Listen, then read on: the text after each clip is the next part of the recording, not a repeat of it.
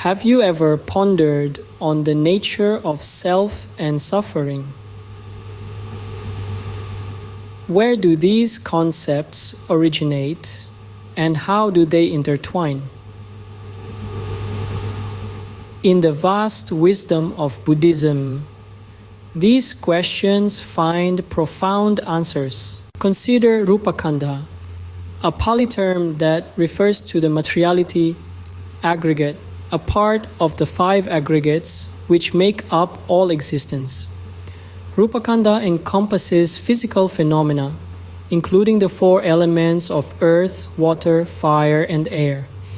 It is the most tangible of the 5 aggregates, and often it's what we identify as ourself. When we crave, find pleasure in, or grasp Rupakkhandha as I, others, man or woman, we fall into the trap of lobha tanha or greed craving. This is the root cause of suffering and is intrinsically tied to the truth of the origin of suffering, known as samudaya saka. The cycle of arising and passing away of Rupakkhandha is dukkha saka, or the truth of suffering. Dukkha encompasses dissatisfaction, unsatisfactoriness, and impermanence, all of which are inherent to conditioned phenomena such as Rupakkhandha. This impermanence, this constant state of flux, is the root of our suffering. By clearly comprehending the arising and passing away of Rupakkhandha as dukkha saka, we begin to develop samadhi magga saka, or right understanding. This is the first step on the Noble Eightfold Path, a journey toward the cessation of suffering. When samudaya saka ceases, and there is no more arising of new khandha or future aggregate, nirodha saka, or the truth of the cessation of suffering, is realized.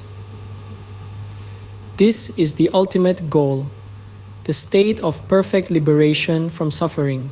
To better understand this, imagine looking into a mirror. The reflection you see is Rupakkhandha, the physical manifestation of yourself. If you identify with this image, you engage in lobha tanha, the root cause of suffering. But if you simply observe the image without identifying with it, you begin to develop right understanding, the first step towards liberation. It's essential to remember that the 5 aggregates are not separate entities. They are interconnected, interdependent. They influence one another. Our physical bodies are influenced by our thoughts and feelings, and vice versa. This interconnectedness is what makes it challenging to let go of our attachment to the 5 aggregates. In conclusion, Rupakkhandha and its relationship with the 4 Noble Truths provide us with profound insights into the nature of self and suffering. It teaches us that our attachments, particularly to physical form, lead to suffering. But through right understanding, we can break free from these attachments and realize the cessation of suffering, achieving the ultimate goal of the Buddhist spiritual path.